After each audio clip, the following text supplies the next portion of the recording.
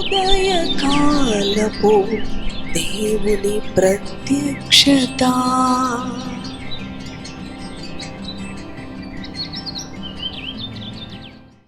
Praise the lord, హల్లెలూయా. ప్రభు నందు ప్రియ దేవుని బిడ్డలారా, ప్రభు యొక్క అత్యంత కృపను బట్టి మరి యొక్క ఉదయకాల దేవుని ప్రత్యక్షపు వాక్కులోనికి వచ్చి ఉన్నాము. ఆయన ప్రత్యక్షపు వాక్కు మన జీవితాలకు సమాధానమును కలుగచేస్తూ ఉన్నది. ప్రతి ఉదయమున దేవుని యొక్క సమాధానమును వెతికే వారముగా ఆయన ప్రత్యక్షపు వాక్కును ధ్యానం చేసుకుందాం రండి. పరిశుద్ధ గ్రంథములో యెషయా గ్రంథము 48వ అధ్యాయము 10-11 వచనములను ధ్యానం చేసుకుందాం. నేను నిన్ను పుటము వేసి తిని వెండిని వేసినట్లు కాదు, ఇబ్బంది కొలిమిలో నిన్ను పరీక్షించి తిని నా నిమిత్తమే అలాగు చేసెదను. నా నామము అపవిత్రపరచబడనేలా నా నామమును మరి ఎవరికి నేనిచ్చువాడను కాను. హల్లెలూయా, దేవునికి స్తోత్రం. అవును ప్రియ దేవుని బిడ్డలారా, నా మహిమను మరి ఎవరికి నేనిచ్చువాడను కాను అని ప్రభు చెప్తా ఉన్నాడు. ఆయనే మహిమకు పాత్రుడు, స్తుతులకు పాత్రుడు. అవును ప్రియ దేవుని బిడ్డలారా, ఆయన మహిమను ఎవరికి కూడా నేను ఇచ్చేవాడను కాను అని యోదే కాలం ప్రభు చెప్తూ ఉన్నాడు. మరి మన యొక్క పడకల యొద్ద నుంచి మనం లేచి దేవుని వాక్యాన్ని ధ్యానిస్తూ ఉన్నాము. ఆయన అంటున్నాడు, మరి నేను నిన్ను పుటము వేసి తిని వెండిని వేసినట్లు కాదు అంటూ ఉన్నాడు ఆయన.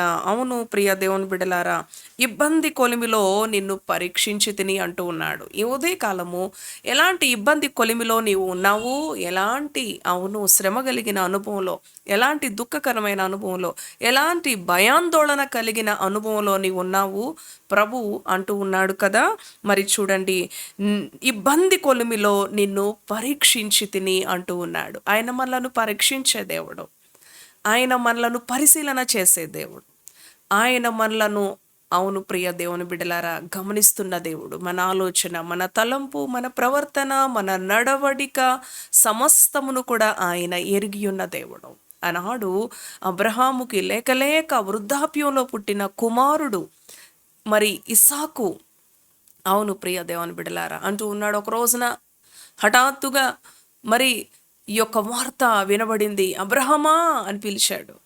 ఏంటి ప్రభువా అని చెప్పినప్పుడు, నీకిష్టమైన నీకొక్కగాను ఒక్క కుమారుడు, ఆయనే అంటూ ఉన్నాడు. చూడండి, ప్రభువే అంటా ఉన్నాడు, లేక పుట్టిన నీ వృద్ధాప్యంలో పుట్టిన నీకిష్టమైన ఒక్కగాని ఒక కుమారుణ్ణి నాకు దహన బలివు. సింపుల్గా చూడండి, దేవుని మాటకు ఎంత భయంకరమైన మరి అనుభవం అది అబ్రహాము జీవితంలో. ఇబ్బంది కొలిమిలో పరీక్షించాడు. వెండిని వేసినట్లుగా కాదు పుటము వేసినది. అవును ప్రియ దేవుని బిడ్డలారా, అబ్రహాముని పరీక్షించాడు దేవుడు. ఎందుకంటే అబ్రహాము దేవునికి చెందవలసిన మహిమను, దేవునికి చెందవలసిన ప్రేమను, దేవునికి చెందవలసిన సమస్తాన్ని తన కుమారుడికి ఎక్కడా మరి ఇచ్చివేస్తాడేమో దేవుడు గమనిస్తూ ఉంటాడు. ఏదే కాలం మన జీవితాల్లో కూడా ఆయనకి చెందవలసిన మహిమ, ఆయనకి ఇవ్వవలసిన ప్రాధాన్యత, ఆయనకి ఇవ్వవలసిన సమయము, ఆయనను గణపరిచే అనుభవము ఎక్కడైనా మనము తొలగిపోయిన ఎడల ఆయన మనలను పరీక్షించే దేవుడుగా ఉంటాడు. అవును ప్రియ దేవుని బిడ్డలారా, అవును, మన తుది శ్వాస వరకు కూడా మన ప్రభువుని మహింపరిచే వారంగా, మన ప్రభువుని గణపరిచే వారంగా, మన ప్రభువుకే మన జీవితాల్లో మొదటి ప్రాధాన్యత ఇచ్చే వారంగా ఉండాలని ఆయన ఆశిస్తూ ఉంటాడు. అవును ప్రియ దేవుని బిడ్డలారా, ఎందుకంటే ఆయన మహోగణుడు, మహోన్నతుడు, ఆయన గొప్ప దేవుడై ఉన్నాడు. ఆయన మన ద్వారా ఆశించే అనుభవము అది ఒక్కటే ప్రియ దేవుని బిడ్డ. నీ వెండిని, నీ బంగారాన్ని, నీకు కలిగిన ఏది కూడా ఆయన ఆశపడడు. కానీ మరి దేవుని వాక్యం చెప్పినట్లు నన్ను ఘనపరచు వారిని నేను ఘనపరుస్తానంటున్నాడు. మొదట నా రాజ్యమును, నా నీతిని వెతకండి అంటూ ఉన్నాడు. అవును ప్రియ దేవుని బిడ్డలారా, మరి ఇబ్బంది కొలిమిలో పరీక్షించబడిన అబ్రహాము ఆ పరీక్షలో పాస్ అయ్యాడు. ఆ పరీక్షలో అతను ఏమాత్రము కూడా విఫలుడవ్వలేదు. వెంటనే తన కుమారుని తీసుకొని దహనబలి అర్పించడానికి దేవుడు చూపించే పర్వతములలో ఒక పర్వతానికి తీసుకొని వెళ్ళిపోతా ఉన్నాడు ప్రియ దేవుని బిడ్డలారా. మరి చూడండి, కుమారుడు అడుగుతూ ఉన్నాడు, తండ్రి ప్రశ్నకు ఆన్సర్ చెప్తా ఉన్నాడు. అవును ప్రియ దేవుని బిడ్డలారా, తన అంతరంగంలో ఎంత కుమారుడు వేసే ప్రశ్నలకు తండ్రి సమాధానము దేవుడే చూచుకుంటాడు. దహన బలికి మరి కట్టెలున్నాయి, నిప్పు ఉంది, మరి పశువు ఏది అని చెప్పినప్పుడు ప్రియ దేవుని బిడ్డలారా అది దేవుడే చూచుకుంటాడు. అవును ప్రియ దేవుని బిడ్డలారా, అటువంటి అనుభవములోనే మరి దేవుడే చూచుకున్నాడు. మరి ఆ యొక్క ఇస్సాకుకు ప్రతిగా గొర్రెపిల్లను ఇవ్వమని చెప్తాడు. అబ్రహామా, పసివాణ్ణి ఏమీ చేయవద్దు. ఇది మనకు తెలిసిన అనుభవం. ఆయన దహన బలి కోరాడు, కానీ దహన బలికి ఆ కుమారుణ్ణి తీసుకున్నాడా? తీసుకోలేదు. ఇబ్బంది కొలిమిలో పరీక్షించాడు అబ్రహాముని.